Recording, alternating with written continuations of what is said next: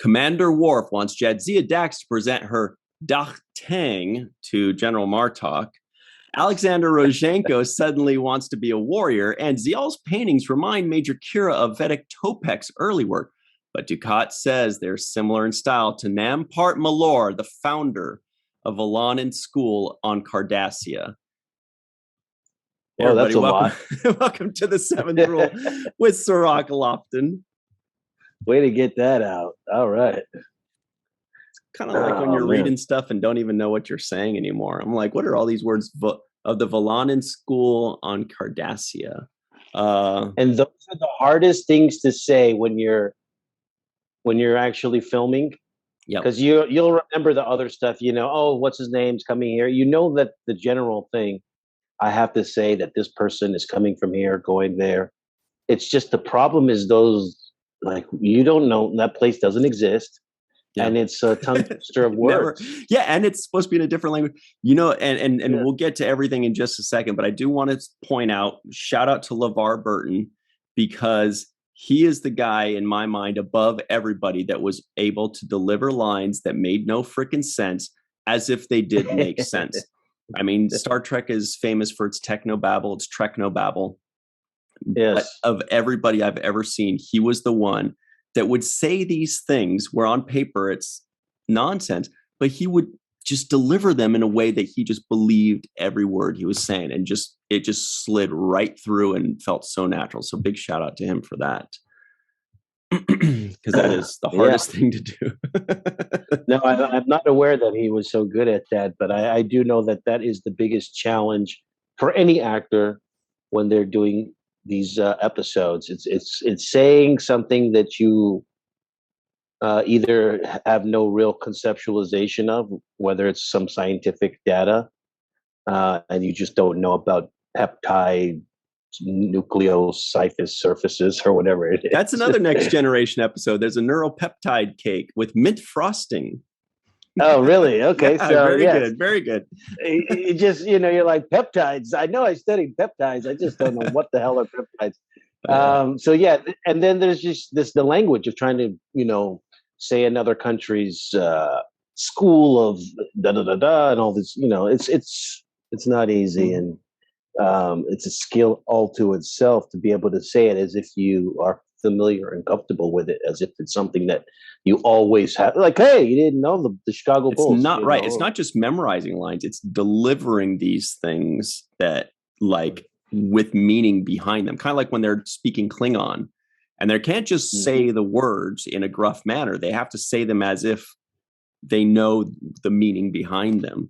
Right. But yeah, Cirroc, man, good knowledge without even being aware of it, saying peptides when we're talking about LeVar Burton. And I think Worf, by the way, was the one that said, with mint frosting. It's just too funny. It's just an intuition for me. I've been around it too long, I guess. So everybody at home, we're going to get this ship on track here. It is happy time. This is the best time of the week for us, hopefully for you as well. So sit back and enjoy. This is Deep Space Nine's Season 6, Episode 3, you might have guessed, Sons and Daughters, written by Bradley Thompson and David Weddle. Lots to talk about with those two, by the way. Directed by Jesus Salvador Trevino. October 13th, 1997. I just kind of wanted to be like one of those newscasters. They're like, yeah, we're out here in Austin, Texas, and we've got a tractor pull with Jesus Salvador Trevino. And you're like, what the heck? They kind of show off their skills. Anyway, how are you today, by the way? I'm doing good. I am doing good. This season is really exciting. So it's a pleasure to start to watch these episodes. Every time I sit down and kind of prep myself for what's about to come, I know that I'm going to get some good television. So it's really a treat right now at this point. Absolutely. We do want to say very quickly, if you are enjoying this as much as we are, please consider becoming a patron. Go to patreon.com/the7th-rule. Look us up, find us on social media, like the videos, share them, comment, and give us 5 stars. But check us out on Patreon. Also on spring.com, you can check out all of our merchandise. Check it out. See if you want to support, even if you want to just throw $1 our way just to say, hey, I like you guys and I like what you're doing. I want to show you some support. And speaking of which, check out this awesome shirt that I'm wearing right now. All right. That design is called the Sisko Kid.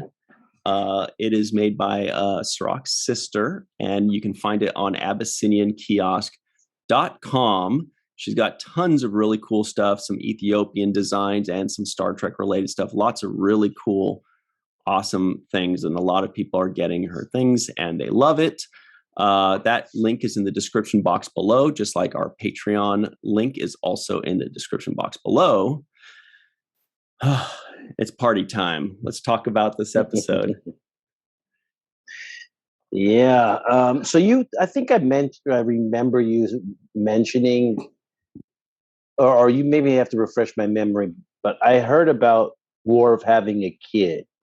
I don't know where I heard it from before. Probably. So, and I didn't know the name of this kid up until this episode. Alexander.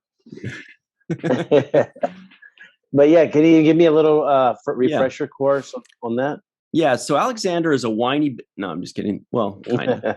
He was in like the first few seasons of Next Generation. He had a few episodes.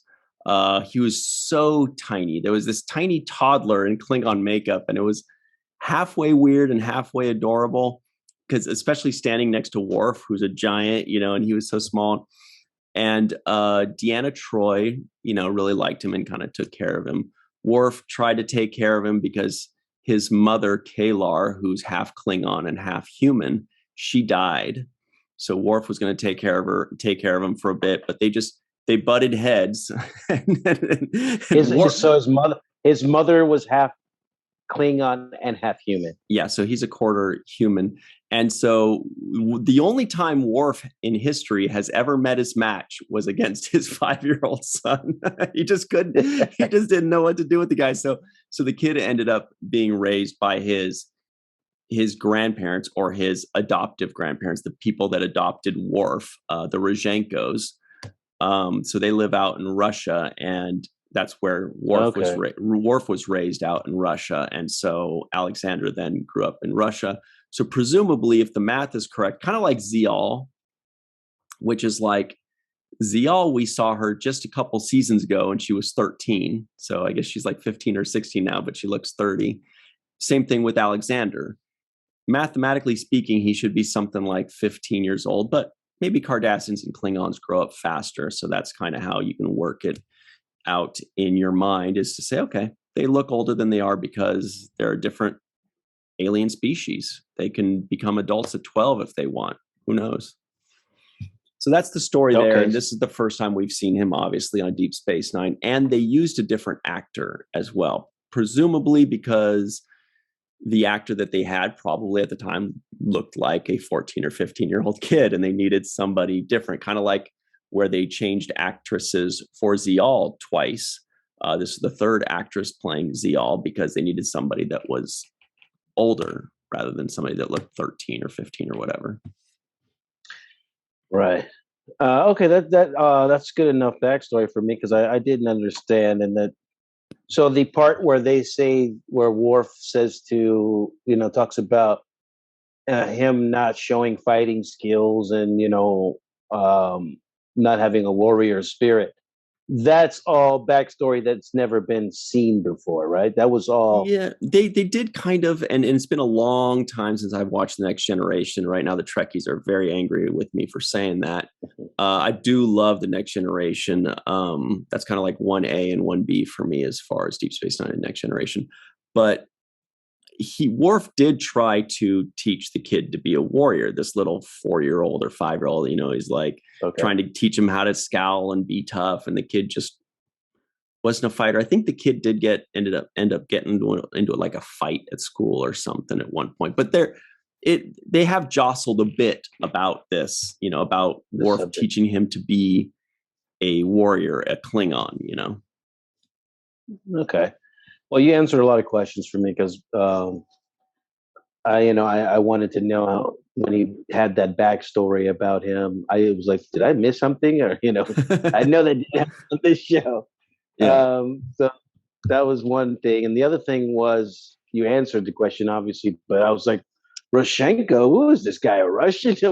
Who let the Russian guy in the stints, on the station, on the ship? But now that you let me know that he is Russian, was raised by this Russian family, that makes a whole lot of sense. Alexander Roshenko, I swear he sounds like a tennis player. Yeah. Yeah. Or a boxer. A boxer or a tennis player, Lipchenko. Oh no, you're thinking of the MMA fighter. There's a really good MMA fighter. Well, there's also a boxer, similar name.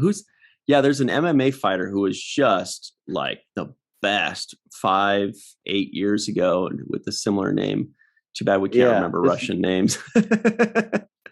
Well, I know there's a Levchenko. I think he's a boxer who's like a really good boxer. I don't know his first name. But or Lomachenko. Anyways, it's a traditional name. Lomachenko. Vasily Lomachenko. And there's also a Varvara Lepchenko. There's a lot of those. Yeah. Yeah, no, it's a very traditional name. I mean, sounding name. Mm-hmm. Grew up in a Russian neighborhood in West Hollywood, so I grew up around a lot of Russians, and they taught me how to play chess, and were really nice to me. So I know them very personally, and so that was the first thought in my mind. I was like, hey, who's this Russian Klingon dude that just showed up? Says he's got no house. But Cirroc, I would love to play you in chess sometime. This will be fun. One of these days we'll have to play a game of chess. Should be a good time. Right. But so Alexander pops in, and if you're watching this for the first time, like back in the 90s, you're like, what? Worf's kid, because we knew about, he was maybe in 3 to 6 episodes or something like that. He was a known character that was a source of storyline for Worf in the first half of Next Generation. But sorry, you were going to say something? No, the only thing I was going to say, I was going to highlight a couple of things. Number one, I was going to say that, first of all, the episode is written by Bradley Thompson and David Whittle. And so we know that this is a submitted episode, right? That was not made in-house by... Well, these two gentlemen, I looked them up because I remember looking them up before.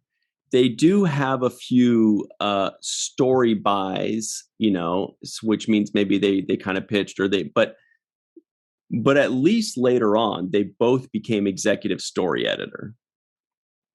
So after this, they have like 25 or 30 executive story editor credits. So I think maybe they became executive story editor for the entirety of season 7, or like half of season 6 and all of season 7. And before that, they had a few credits.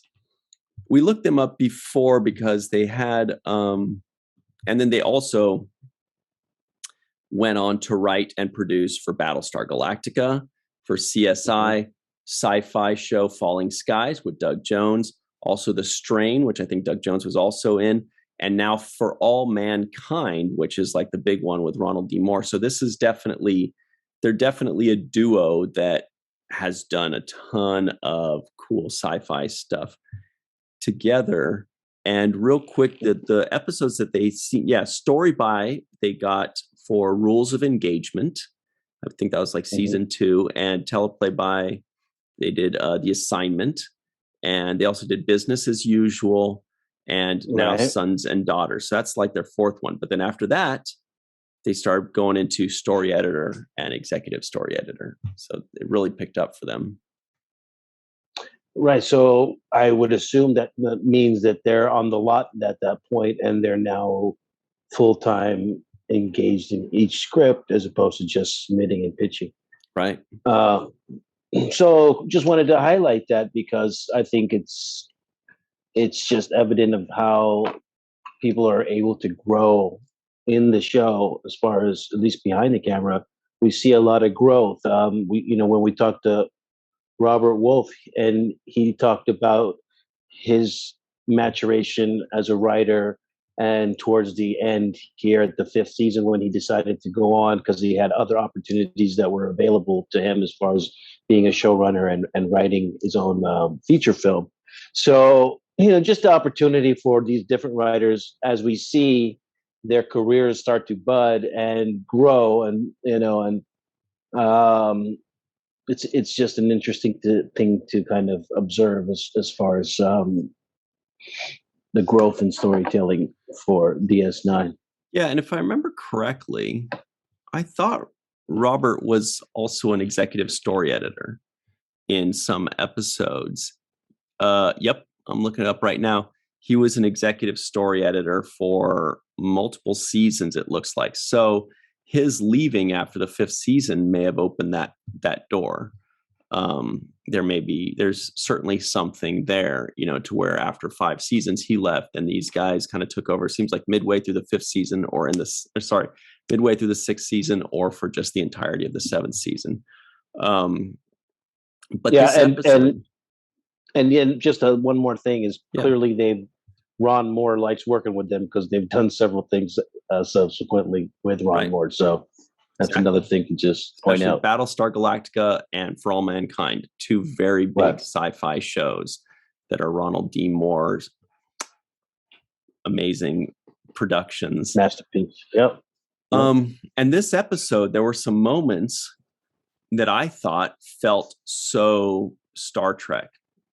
And I even put that in my notes. I said, oh, that is so Star Trek. So clearly, even though this was just like their 3rd episode writing for Star Trek, they definitely understood the voice. They definitely got it. What were some of those moments? Well, for example, where I put it in my notes towards the end was, this is something that we see all the time in Star Trek, and it gets me every time. I love it. Is you have the bad guy Klingon, the jerk Klingon. What was his name? Chitarg, I think. Yeah, who was very, very excellently played. I don't know the actor's name that played him, but I thought he was Zeller. I liked him because he got under. He had a little bit of likability to him, where you kind of liked him, and then he kind of like he's a bully. So I enjoyed the way he played that character, Sam Zeller. Shout out to Sam. Yeah. So the moment that was so Star Trek to me is he's picking on the kid. Then he kind of razzes him a little bit, and we can talk a bit more about that, of course. But when Alexander says, hey, let me go, I can fix the leak. There's a plasma leak. He says, I can seal the leak. And Worf is just like, I don't know, man, it's dangerous for you. And I don't know if I can trust you. He's thinking that. And Chitarg, or whatever, is his name really Chitarg? Yeah, Chitarg.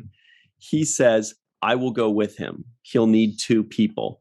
And that is such a Star Trek moment, which is like the guy that's kind of picking on him, the guy that kind of needs to be proven to.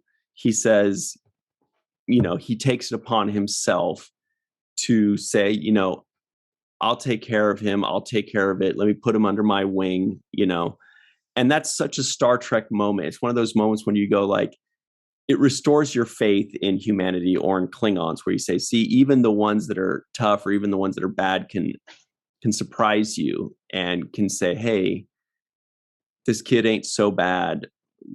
I got your back, and it's a great moment, and it's just extremely Star Trek to me.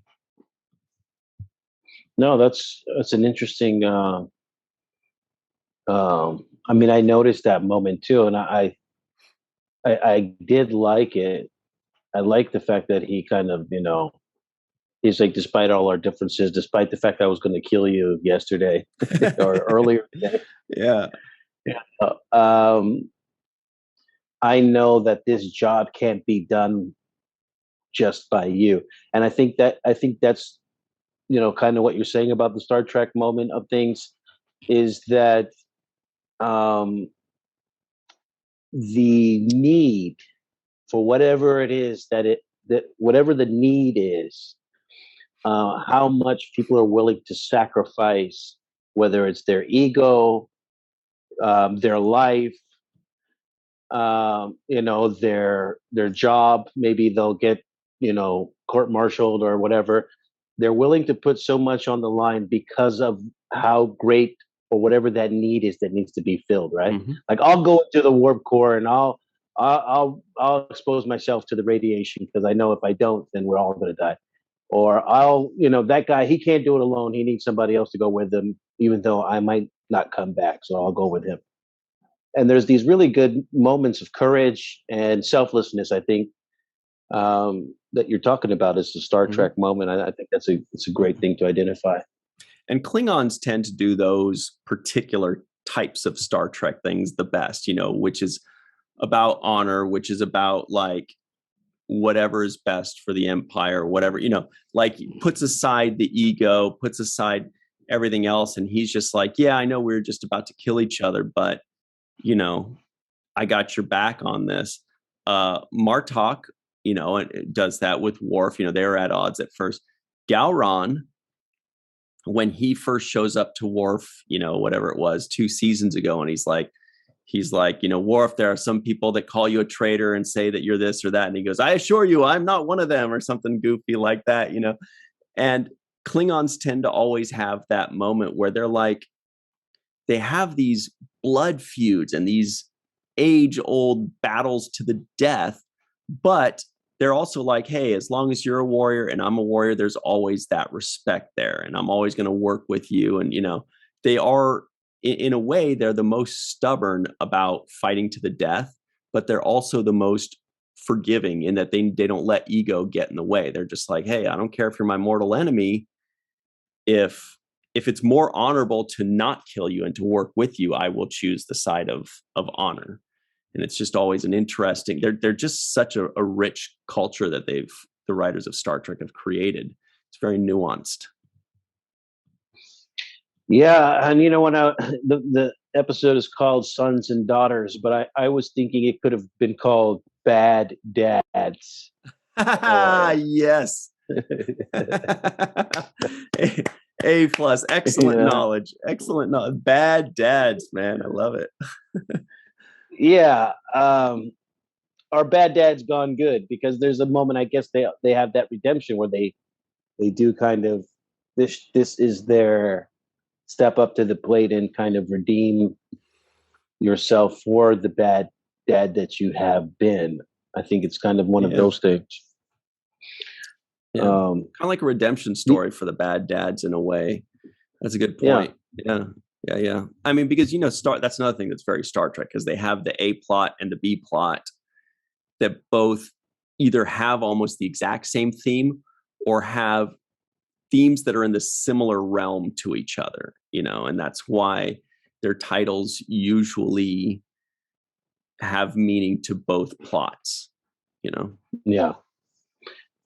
And the other aspect of this, which I didn't really see it right away while I was watching it, but as we're discussing it now in this context, and specifically when you mentioned Alexander Rashenko's mom being half Klingon and half human, this is also a story of biracial children, essentially, right? Because we have Ziyal being a biracial child, and we have Alexander Rashenko being a biracial child, exactly, and them having to, they have this kind of trying to find their identity, trying to see where they fit, where they belong. You're not Klingon enough for the Klingons, and you're not human enough for the humans. And that's something that a lot of biracial people can identify with, as far as finding themselves on the outside of two races as opposed to on the inside. And they don't, they're supposed to have 2 races, but instead they get 0. They're kind of like not 100% right. on one side of the fence or the other as far as how they are accepted. We got to take our quick break, but let's talk more about this, because I think this really is the heart of this one. This is really good stuff. We'll be right back on the 7th Rule, so stick around. This is good stuff. Welcome back to the 7th Rule. We're talking about Sons and Daughters. It's Cirroc Lofton's big show, big moment, the seventh rule. Just go with it. I have no idea. I did have a nice moment. In this episode, I had a nice moment. I did like the way I did see a little bit of more confrontation and maturity coming out of Jake, where he seemed to not be playing around as much as he usually does. And he was kind of direct with Kira and Odo, where I've never really seen him be that forceful before with authority. You know what? Just when you were saying that, there was the okay. I'm gonna do the trivioids real quick. That's a tease. Everybody stick around. I just thought of something really good, I think, for Jake. I think we should put on our spring store. Our online store. So let's do the trivioids very quickly. Worf and Dax sneak a makeout session. Worf wants Dax to present her Dach Tang to General Martok. He's like, you must present him with your Dach Tang so he will accept you. Like, I don't know if I approve. I don't know about that. Dax says blood feuds are boring, but she's only joking. What a relief. Sisko and Martok bet a barrel of blood wine as to who sets foot on Deep Space Nine first. That was great. Yeah. Martok says war is more fun when you're winning, and he delivered it beautifully. Really delivered that line well. Yes, I wrote that down as well. Yeah, Jake wants in on Odo and Kira's resistance cell. As a reporter, Jake Sisko hears things. Quark offers Jake a job as a waiter. Ziyal noticed Bajoran University students whispering about her. Ziyal's paintings remind Major Kira of Vedic Topek's early work, blah, blah, blah, blah, blah, blah, blah. We covered that one. All right. Real quick. You know, when he says, I'm a reporter, I hear things. It made me think of Tyrion Lannister on Game of Thrones. His big signature line that everybody knows is, I drink and I know things. We should get a Sisko shirt that has a Jake Sisko and he says, I report and I hear things. How perfect would that be? Yes, Game of Thrones moment. That was my Game of Thrones moment. Yeah, Station of Thrones. So, that was great. Did you have more to say about the biracial thing? Because that was kind of the big reason that Ziyal was there. You know, she was kind of having problems at school. You know, she's doing really well as an artist, but you know, there's no way she would be accepted by the Cardassians, and the Bajorans accept her to her face, but they're whispering behind her back, and she knows it and she feels it. You know, and she can't feel comfortable there. It's got to be just a horrible feeling, you know. Yeah, it is a horrible feeling, and you know, the not being accepted or feeling like you're part of anything. And you know, they delve into that a lot, and even with Worf's son, he mentions something to the effect of like, you know, I'll die and you'll be happy, you know, like, yes, you know, don't worry about it because I know you don't want me around anyways. Nobody wants me around, right? Nobody cares. So I think they're both kind of going through this realization and self kind of identity crossroad moment where they're saying, okay, I need to kind of find who I am. And I've been, you know, I can't fit in here. I can't fit in over there. You know, I don't have the best parental situation at home, right? My, you know, in Ziyal's case, my dad's the, you know, the great general / you know, terrorist, and the woman that, you know, is like my mother is also, you know, is not going to budge at all. So, I think this episode was really about that, about just trying to find your place in a biracial type of world, and you know, and this is obviously by, you know, species, I guess you can say, because you're talking about entire, you know, different aliens and whatnot. But essentially it comes down to the same thing, which is being, made up of two different cultures, having two cultural backgrounds, and having to try to find a place where you're not really fully accepted into either one. And I think this episode addresses that really nicely without hitting you over the head about preaching to you about what's the right or wrong thing to do. But more like, here's where we're at now, and I'm going to be supportive. And that's why I think it's kind of bad dads gone good. These are dads that have abandoned and have not been there for the crucial moments. I'm like, when Worf is yelling at Alexander to be a better at, with the bat lift, I was thinking, well, if you had been around long enough, where were you the last 15, 20 years? Then you could have taught me this stuff. You can't yell at me for not being good at it now all of a sudden. When you weren't around to teach me how to do it. So I think part of me was thinking that too, but no, this is a redemption moment for the dads who realize now, kind of in hindsight, the importance of having the relationship with their child and what it means. Yeah, and Worf does get a bit fussy with him, which is so cute. He turned into such a fussy little daddy when he's like gonna help Alexander to train a bit. He's like, "You always do this wrong," and he gets all like, "You had trained, if you had done whatever," he gets all like mopey and fussy to him. He's so funny. He's such a pouter. I will say that the redemption for Worf is a little bit more real than the redemption for Dukat, because Dukat's like, "Hey, I got you this dress." Remember that moment when Kira rejects the dress, and then she's like, "What was that?" He's like, "Oh, it's just a delivery." And then he's like, "For you, look at this gorgeous dress. Oh, it's not your size. That's weird." Like, so Worf's road to redemption is a little bit more genuine, it seems, whereas Dukat. But I do want to talk about Dukat and Kira, because I think in this episode, the most magnificently written aspect of this episode is the relationship between Dukat and Kira, because they have been flirting with this, pardon the term, flirting with this situation between Dukat and Kira for 6 seasons now. And Kira hates him forever. But every once in a while, he starts to win her over. Like when he sat on the spike and she had to pull it out of his butt, and they had their little rom-com moment in the cave. I mean, that was a romantic comedy happening in the cave, but then she catches herself.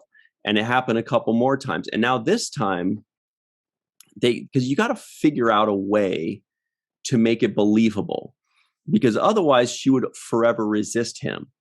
But when you have Ziyal there's nothing to resist, because she's focused on Ziyal and Dukat is focused on Ziyal, and they're both caring about and for Ziyal together. And so without realizing it, that's just bringing them closer and closer together, because they're caring for the same thing that they both care about very, very much. And it's such a brilliant writing tool, whoever came up with that idea to bring them together again. Great job, because it totally works. And then Kira finally realizes it, which is like, with her, it was organic. With Dukat, it was organic, but then he tried to up the ante. He tried to turn it into something more than it was. Whereas with Kira, she was like, look, I'm tolerating you because we both care about the same person. Yes, sometimes we get along because of that and agree because of that, but don't get it twisted. Don't turn this into, you're buying me an evening gown and maybe we'll do this again sometime, even when Ziyal's not around, kind of stuff. She's like, let's slow our roll here. Yeah. I just thought that was perfect. We'll have dinner in my bedroom tonight.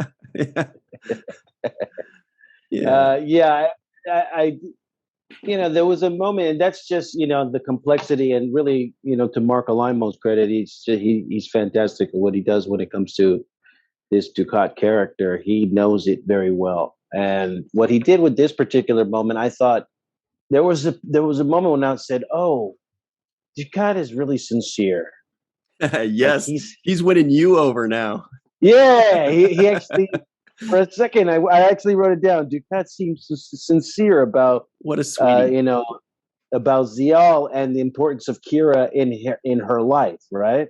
Mhm. And I think in the beginning, he was like, yeah, and having you there means so much to her, and um, so I was like, oh wow, this guy really is doing it for Ziyal's benefit, and he really cares about her well being, and he really cares about you know how she turns out in life, and he wants to give her the best possible advantages. But towards the end, then we start to realize, no, he's just using her in this kind of bait and switch, trying to essentially draw Kira closer to him.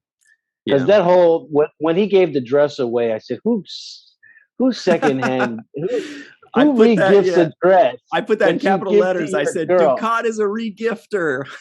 He's a regifter. He is a regifter. Yeah, so hard too. Of regifting. Yeah, and not only the regifting, but it's kind of the regifting in the sleaziest, worst way, because you're giving a gift that you were giving to a lady that you were interested in to your daughters. That's a bad gift. Especially if Kira ends up seeing Ziyal wearing the dress. She'd be like, oh, nice dress, Ziyal. And then she'd look at Dukat. Did you get this for her, Gold Dukat? He'd be like, well, Major, doesn't it look fabulous on her? It sure does. I gotta go. Yeah. And I was actually waiting for that moment, and they didn't do it for me, but I was waiting for it to happen. And then the other moment that plays off of this was when Quark says to Kira, you have a meeting coming up and you're not dressed in your dress uniforms, giving a little nudge to Kira that she needs to get dressed up for Dukat when he arrives, right? Yeah, what's up with Quark being her assistant all of a sudden too? Yeah, that was kind of. I was like, what is that? But he clearly was nudging her and trying to get under his skin a little bit. Mm-hmm. And then Damar, when he comes and he sees her first, he's like, "You're out of uniform, Major." Like right away, he cuts right to it. I thought that's hilarious. And of course, Dukat's like, "Oh, never mind. We're celebrating," and yeah, he loves to. He needs Damar to make him look like more of the hero to Kira, like the good cop. Like, Damar plays bad cop, right? Yeah, he loves having that friction between Damar and Kira, so that he could play the hero that saves the day. I mean, the best part was when Damar delivers the dress to Kira, and she says, "What's this?" He's like, "It's a gift," and he's like, "For some reason," what does he say? For some reason.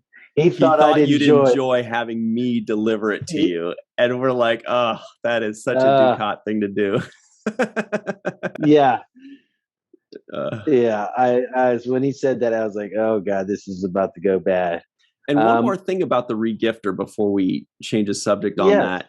There was a moment. I wrote it in my notes too. I was pissed about that. Regifting? 400 years into the future, they're still doing this? Yeah, I hope so, man. Otherwise, I wouldn't be able to give anybody anything. So, no, but there was the moment when she returns the gift back to Dukat, and shout out to Mark Alimo for the excellent comedic act. I mean, he's actually very funny on Deep Space Nine. He has some moments that are sinister, some moments that are interesting, but he has a lot of very funny moments, and he doesn't get the credit he deserves as a comedic actor. And I don't think most of his credits on IMDb and on his illustrious resume were comedic roles, but he's good at it. When he said when she returned it, when he looks down in it, and what does he say exactly? He says, "You didn't like the dress, Major," or something like that. That's exactly it. The look on his face when he's like, "You didn't like the dress." Like he's kind of like, what's going on here? But he's still got like this smile on his face, and he thinks, oh, it must be some misunderstanding. It must be that it didn't fit. There's got to be some reasonable explanation. Great delivery. And Kira's response was also great. I wrote that one down too. The dress is fine. I don't like you. Yes. Yes. And the other great line she says when he said, well, Ziyal will be very disappointed. She says, she'll get over it. Yeah. And when you think about Yeah. it, she will. She'll be disappointed, but she'll get over it. But it'll be an easier thing to get over than Kira would have to get over if she made nice with Dukat. Yeah, it's very good episode. They really touch on, I wrote down here, the vulnerability of parenthood.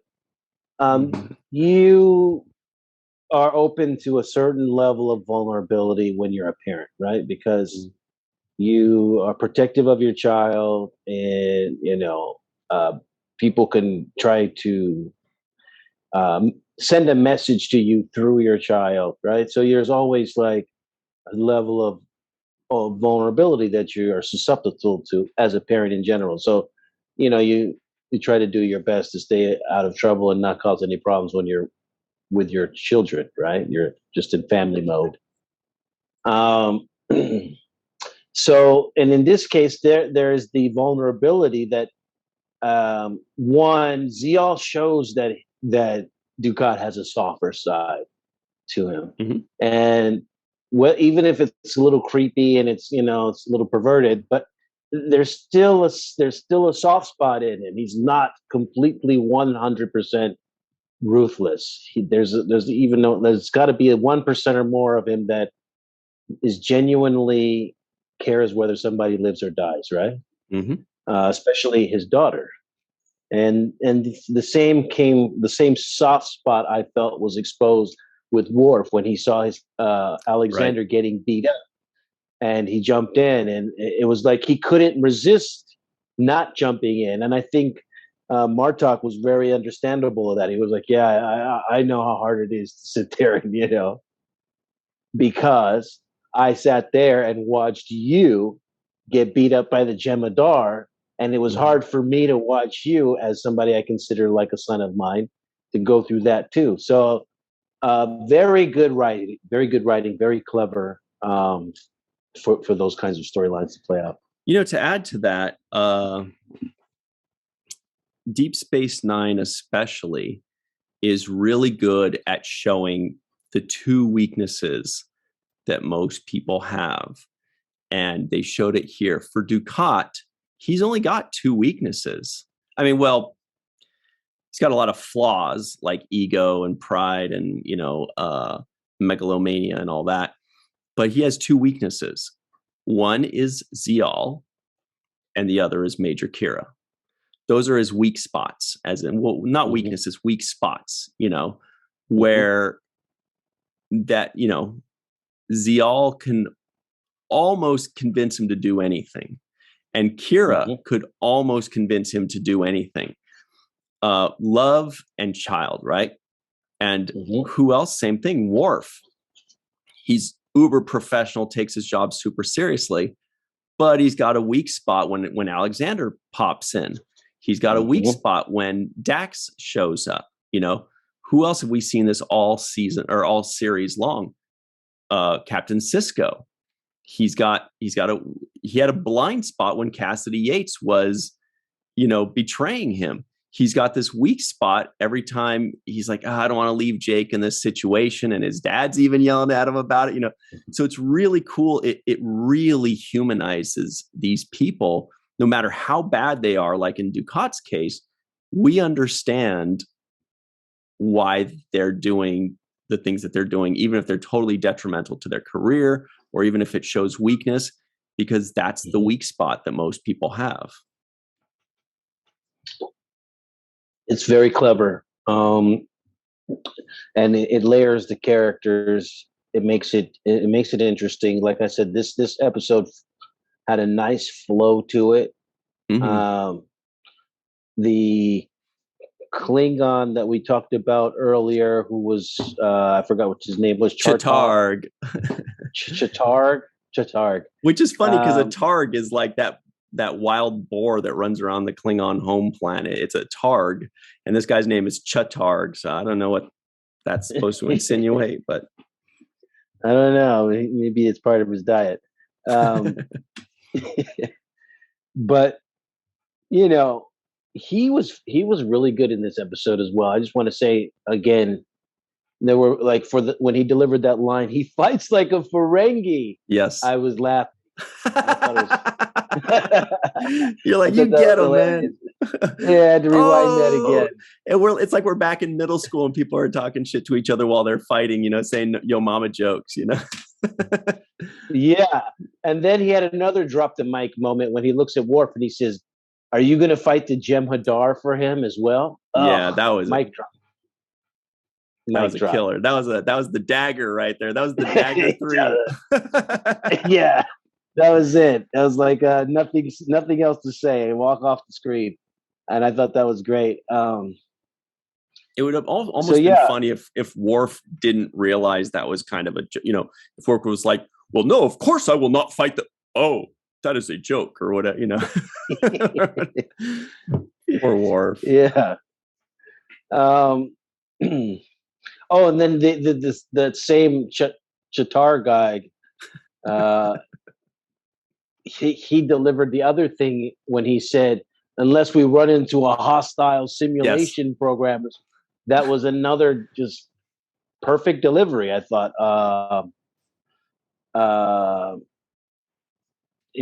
By him as this character, and these guys come in, they're just a guest starring that one episode. I don't think we've ever seen him before. No.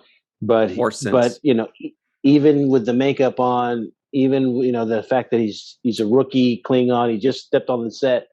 He certainly embodied to me the spirit of a Klingon in the way that he was confrontational, the way that he spoke openly and loudly and tried to publicly shame.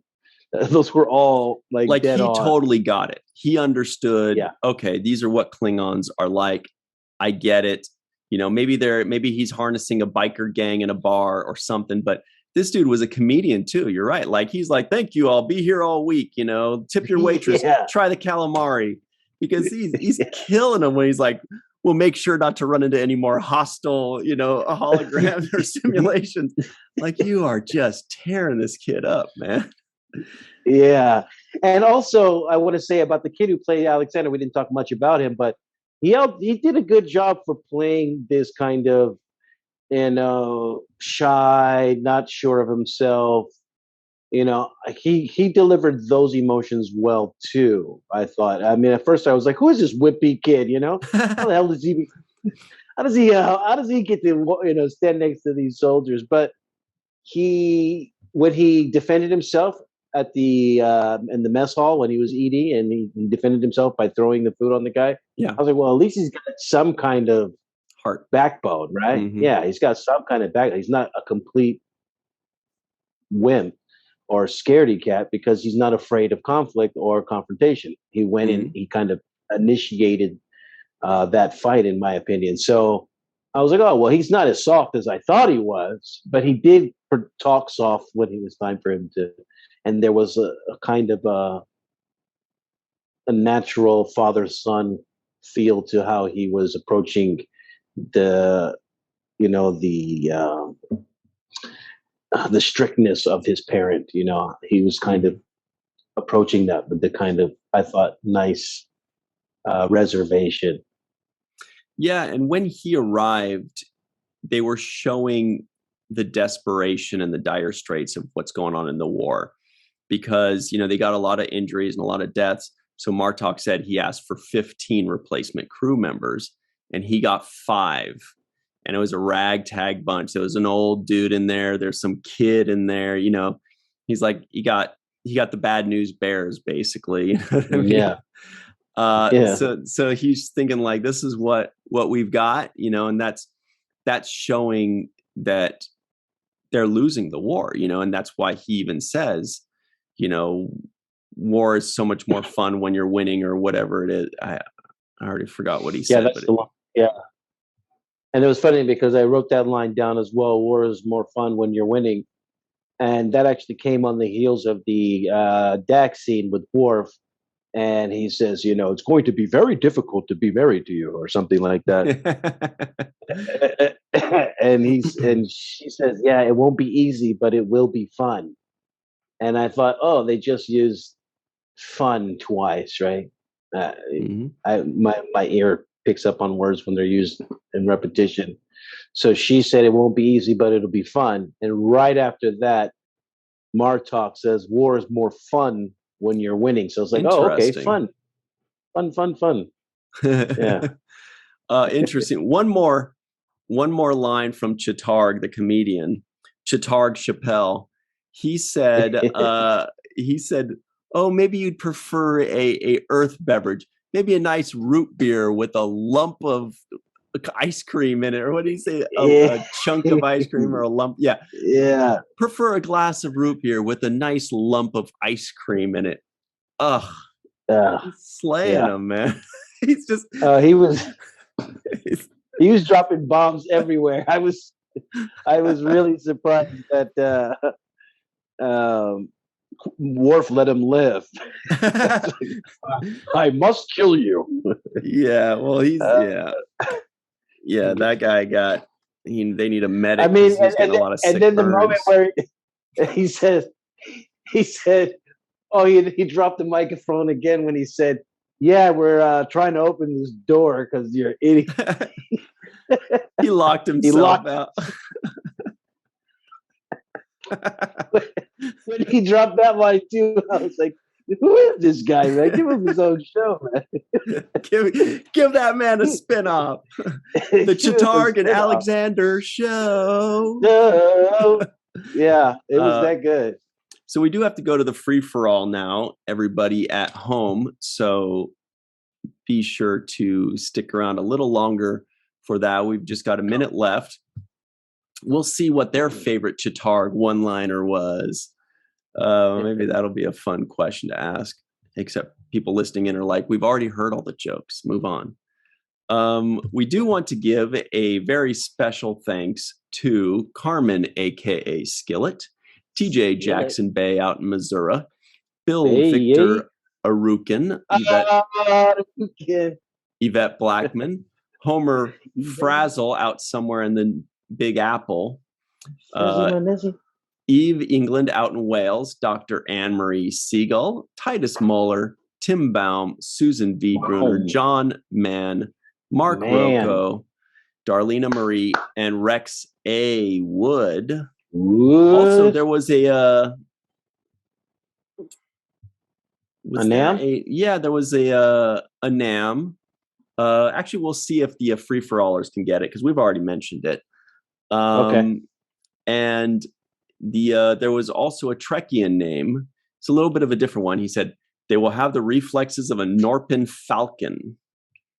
So I guess that means we'll slow them down or something. Yeah, my dad used to drive a Norpin Falcon in the 70s. A 79 purple Norpin Falcon. Norpin Falcon. Nice.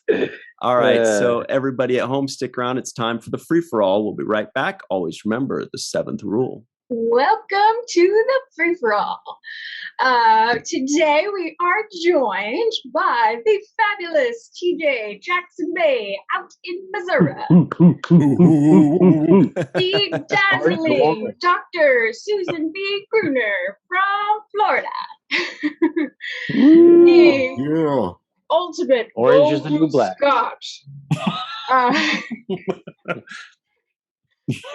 Down in the East Coast. From the East Coast. Who's Scott? Polar Freezy out in New Easy. I forgot your switcheroo, TJ, from last week, but that was fun. Aren't you in New Orleans?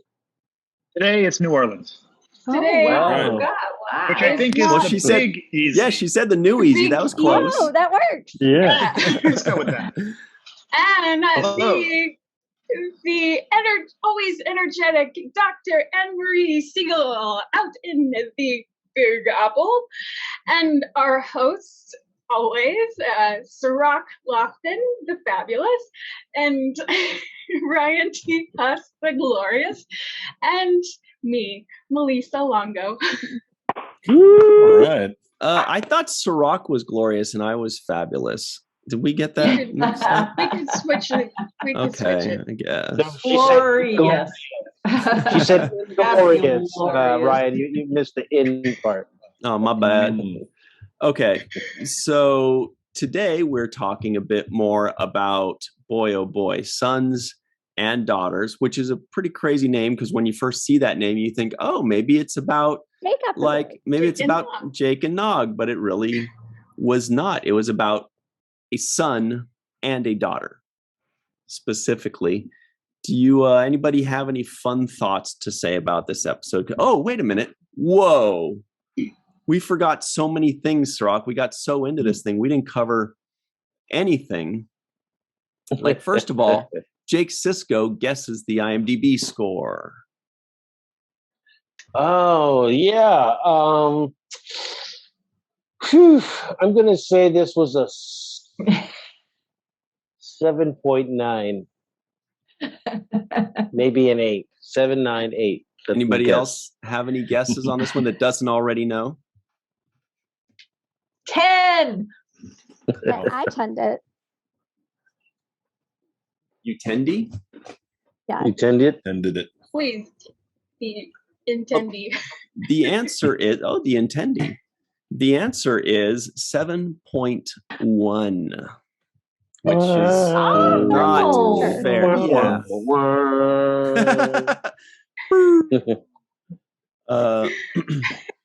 And people were mad at Worf.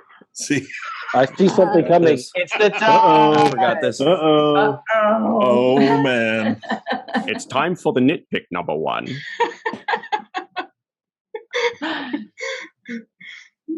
That bat'leth that Alexander was training with was hella bent on one side. Oh, okay. He already had the deck stacked against him anyway. Why do you have a bent bat'leth? And then I wouldn't have noticed if Martok hadn't gone, it's a fine blade. It's perfectly balanced. I was like, no, I can see it's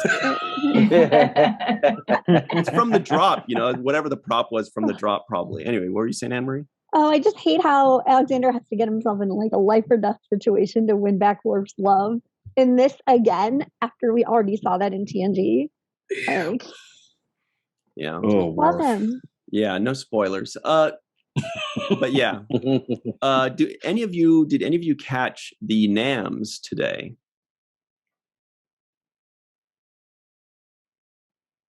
Okay, everybody that's just listening and people are just thinking, you didn't lose us. You didn't lose the connection. I'm trying to remember if a different Wayun was mentioned.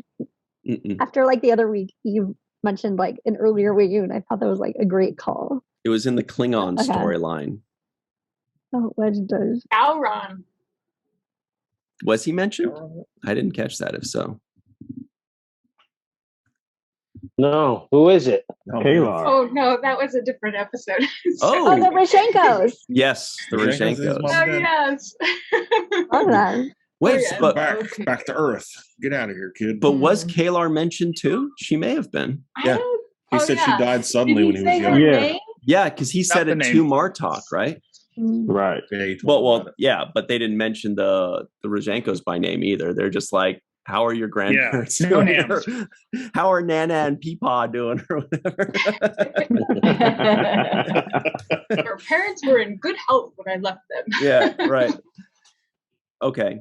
Anyway, so moving on from that, TJ, do you have any thoughts on this episode? I don't know if you've seen it recently. I have, and I thought there were so many good lines. I don't know if they were covered before, but I was laughing when Chitarik on the bridge says, "Keep a close watch. There may be more hostile simulations." And I, laughed when Martok said, "Oh, he wouldn't have killed him. He might have cut him up a little bit." Yeah, broke his bone. He wasn't going to kill him. Wow. Why was his name Chitarig anyway? Isn't that the dog? Yeah, named after Targ, man. Oh, God. You got to have a good sense of humor growing up like that. Yeah, you got to have a good sense of humor with that name. Boy named Sue, problem. Yeah.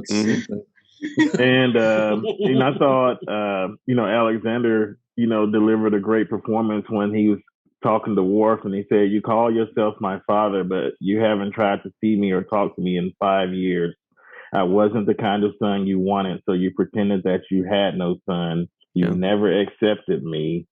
You abandoned me." And then I think Michael Dorn also played well off of that with his reaction, wow, kid's not lying.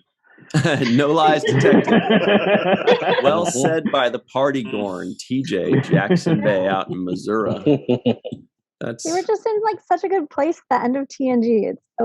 It's hard to watch. It is. Because, I mean, we're always cheering for Worf, so we kind of got Worf's back, but we also, as the audience knows, you know what? Kid ain't lying. I know. It was like 2 steps forward, another step back. Yeah. Enjoyed the daughter side of the storyline too, with Kira kind of getting sucked in again, and then realizing, wait a minute, this is not happening. I'm not going there, with Dukat. Reason to mix up. That was so good, though. Especially with that hot dress. Did you say that prom dress? That hot dress. Oh, I love that dress. Yeah. Well, Dukat might give it to you. It was He's just handing so it to anybody nowadays. Oh, I know. Oh, horrible. Oh, What a total schmuck he is. It was so Yes. great. His face where you could see the light bulb go. I'll just get it. Unbelievable. Oh, Yeah. I bought this for you. Like, that might be his worst offense in my mind. Mm. I mean, he has to know that at Poor some point Ziyal. Kira's going to say, hey, I gave this dress back to your dad because I was mad. Yep. And And then I'm like, what? Ziyal No, is that going was to my give it dress. back. Yeah. And then Dukat's going to be like, Dr. Susan B. Gruner, did you say you like this dress? I got it for you. There's like 5 other daughters to punch. Why can't I find that dress on eBay? Well, Sue, do you have any thoughts about this episode? Speaking of which, Yeah, I have a lot of thoughts. I really liked, because of all of you, I pay attention to things more than I used to, like the lighting. I keep saying that. I appreciated the way that they lit that Klingon ship. It was perfect Klingon vibe in that ship. I kept thinking it's kind of jagged, the lighting. They had those, well, you know what it looked like. And I thought it perfectly describes what life must be like on a Klingon ship. It's completely different than on a Federation starship, which is well lit and kind of Colorful. bluish maybe. But I appreciated that. And I thought, I hate to say, I thought the makeup was great, but man, those people that put on that makeup, spending hours in makeup, I thought about that, even though it has obviously nothing to do with the acting. But I wouldn't want to be on a Klingon ship, and that's a nitpick. Did Alexander really choose? He's not a warrior. Did he do that for his father? I'm still confused a little bit about that. Did he deliberately do that to be with his dad? Because that makes 0 sense.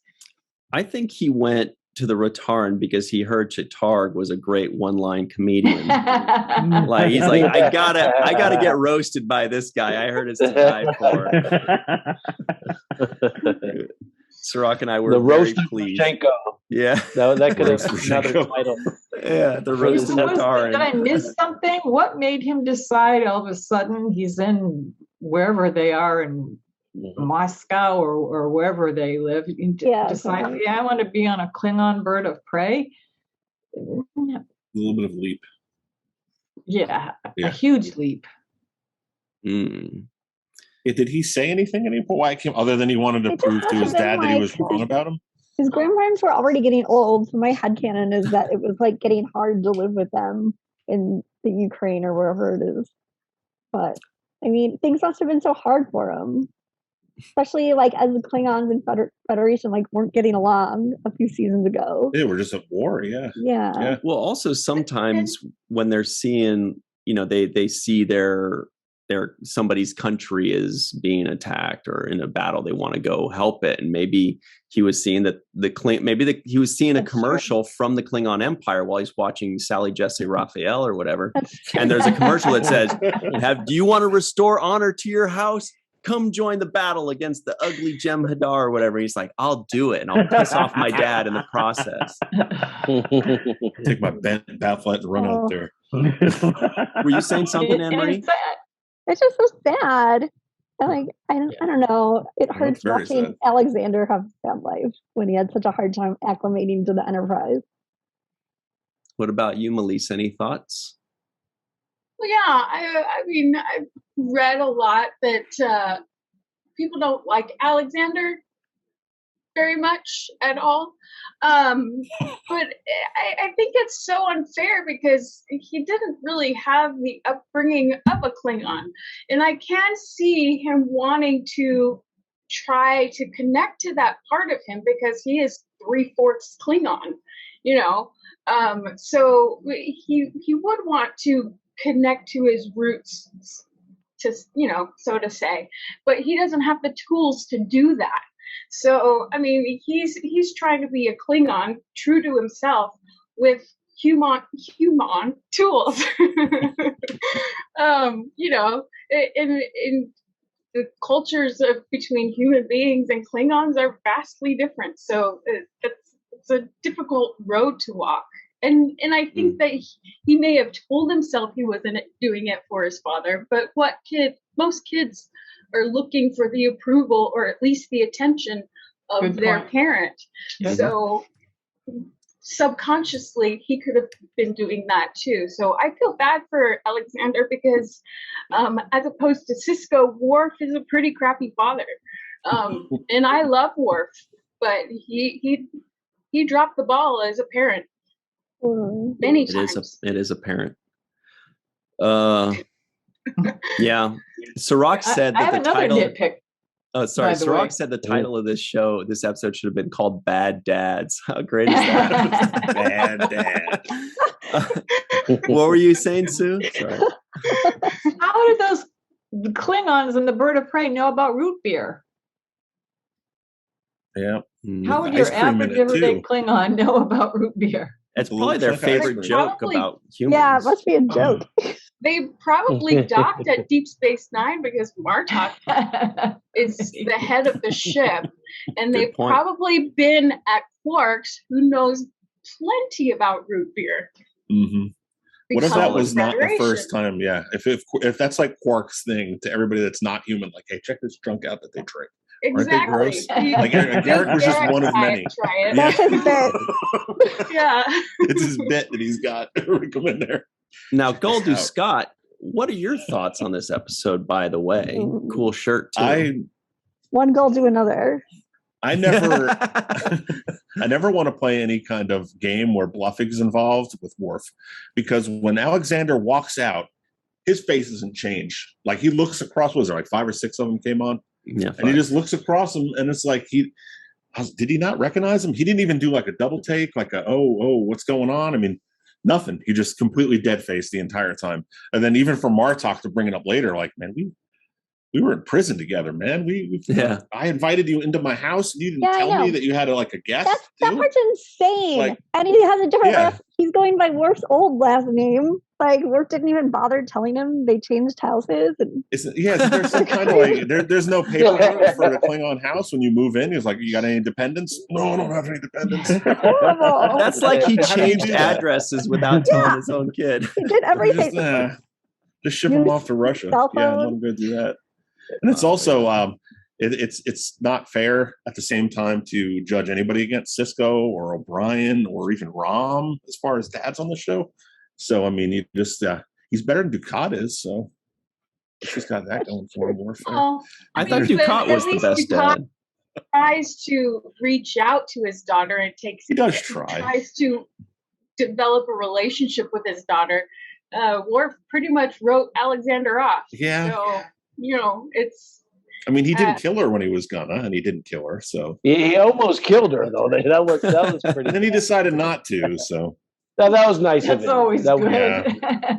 What a sweetie. That's always Maybe. It's a sign of a good dad when he Aw. doesn't kill you. Father's I mean, Day so- card. Thanks for not killing me, Dad. Love Ziyal. Also, I don't know. I'm not sure if I remember this clearly or not, but during the movies after TNG, weren't they in Sol, like in Earth's solar system at some point? Like within that, they weren't out in deep space the whole time and like First Contact and everything, right? Was that all post? So I mean, he's in the solar system when his kid's on Earth, so he can't just like swing by. in these ships that go faster than light. You know, well, in First or even Contact, it was the subspace, past, though. Yeah, First Contact was way back, so we could leave his kid a note where he knows he's going to be. But there was the wedding scene. There was the wedding scene. Like, yeah, that was on Earth, wasn't it? Also, you need a visa to go to Russia too. That's what it was. It was too much. It was again paperwork. He's not about paperwork. He doesn't want to play with dependent. He's not about paperwork. He kind of like ditched had no her, idea where his ditched passport was. Deanna. And then that's not really fair because like it wasn't Alexander's choice to be so much a part of that failed relationship. All right. What else you got for us, Anne Marie? But Worf does kind of touch upon that a little bit. He says, "I live a warrior's life." Mm-hmm. Like he basically whatever. is telling he was him, using "I him to already get in told you." Deanna's uniform. I'm married to the sea, kid. I'm sorry. Yeah. Whatever. I'm out, man. Well, see, I drew that comparison too because I mean, if you think about it, Sisko could have kind of had the same excuse. I'm a Starfleet officer. I'm a commander. You know, I'm too busy to be dealing with, you know, little Jake. I should probably send him off to live with his grandpa in New Orleans. Yeah. Well, Kill that's some the special potatoes. thing about On the Sisko station. too. Like he doesn't need a wife or like a girlfriend or someone like in his ear reminding him to be a good dad. He just does it. Ooh. I got some tea right here. Uh-oh. Don't mess with Anne Marie. I have a butt. All I have it a is. butt here. We all But- do, Sue. It's like a Jerry Springer episode. Worf didn't know he had a son The beginning. initially. So I'm not saying I'm not justifying anything. I'm just saying he didn't know that, you know. I give him credit for the hard. So, are you saying he should go on beginning. Maury? Yes. Yeah. Yes. You He should are go on not the Maury. part Like, of the war.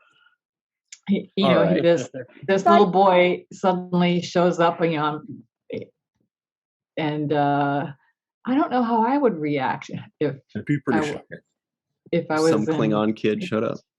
saying, You're my dad. yeah. He should have gone on Mari. Well, Homer, why don't you bring us home? Actually, we usually start with you on these observations, but today we're closing with you. That's fine. So I appreciated the title of this episode, Sons and Daughters, and not just the son and the daughter, but also the mixed crew of Klingons that show up, and talking about the house that they're from. I thought, just to jump ahead to the ending, I thought it was way, way, way too easy. Hey, join the House of Martok. You just have to slice your hand and you're in, and that solves all the problems, and we're not going to see you on the show ever again. Goodbye. I didn't like that. I really, as others have said, that smarminess or what.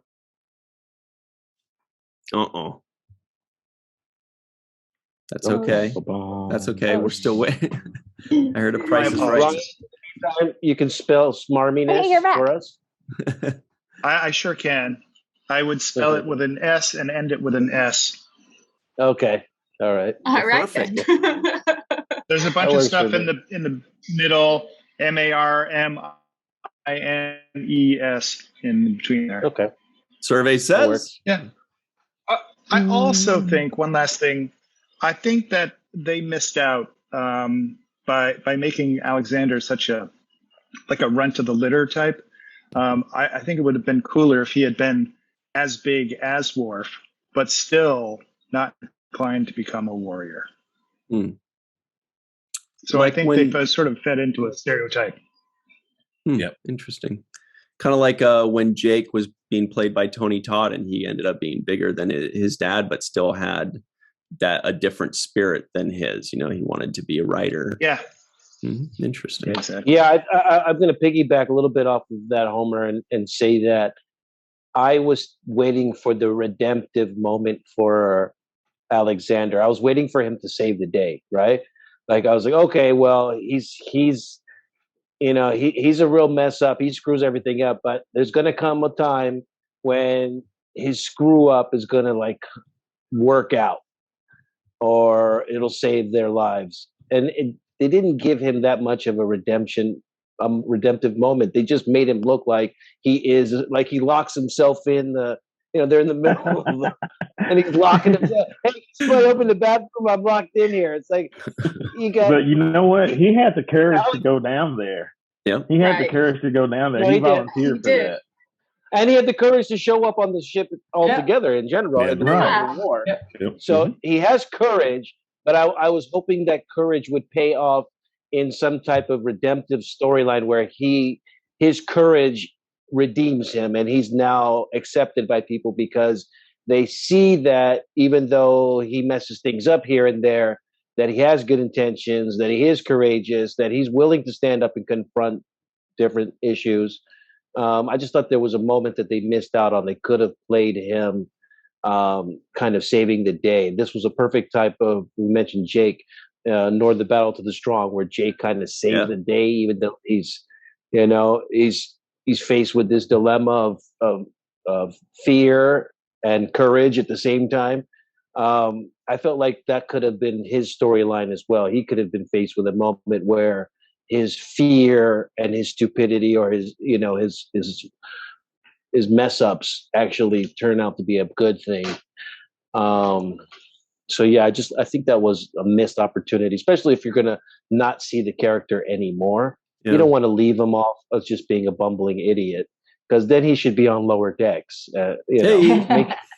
Well, but I do think it was more of why they didn't do that is because it was more of a growing moment for Worf rather than Alexander, in that Worf is learning to accept him for who he is and not what he expects him to be, and not the idea that Worf has in his head that what his son should be. And we do see Alexander again very soon. Well, and also now we do know that he's going to be the first person that they call when they have any simulations that need to be battled. So he's definitely proven his worth there. We do have to run.